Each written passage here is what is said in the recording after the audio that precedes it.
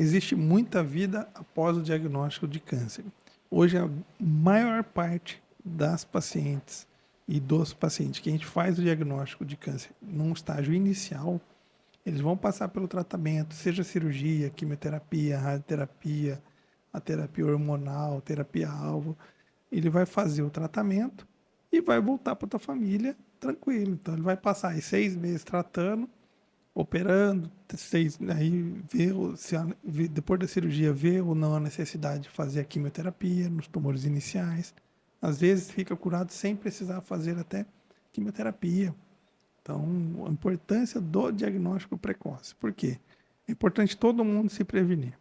Se tiver algum achado, é melhor que seja no começo, porque aí você tem uma chance de cura muito alta e você vai passar por aquele tratamento e depois vai dar seguimento para a tua vida. E esse acompanhamento geralmente a gente opera, trata, terminou o tratamento, essa paciente ele volta para a gente de 3 em 3 meses no primeiro ano e a partir do segundo ano, de 6 em 6 meses até completar 5 anos. E aí, 5 anos, a gente fala que esse paciente está curado e ele volta para o retorno anual. Certo, você sabe, Vivi, eu acho que eu não compartilhei ainda contigo, mas eu tirei um nódulo muito É jovem. mesmo. Eu tinha 17 anos e eu era um nódulo no meu seio. E eu acho que o grande legado, assim, o que eu aprendi muito, que eu consigo compartilhar com as pessoas, é que não tenha vergonha, independente da idade. É importante você tocar no teu corpo e entender que aquilo é anormal e que você precisa de ajuda. E eu tive todo o suporte, todo Olha o só. auxílio no próprio SUS, retirei na cirurgia, né, da mastologia, consegui tirar o nódulo. Hoje faço somente acompanhamento. Era um fibroadenoma, um nome mais técnico, talvez você consiga explicar até para as pessoas essa diferença, né? Porque apesar de ter um nódulo, não é um câncer. E existe o lado benigno como o maligno. Exatamente, Priscila. Nós temos 80% dos nódulos que aparecem nas mulheres são benignos, Benignos. os nódulos de mama. E como é que a gente faz para diferenciar isso? A gente tem o que a gente chama de tripé diagnóstico. É o exame clínico, o exame de imagem, ultrassom para paciente jovem, a mamografia a partir dos 40 e ultrassom complementar se a mama for densa, e um exame de punção ou uma biópsia para definir é um nódulo benigno, é um caso de câncer ou é um caso de uma lesão suspeita.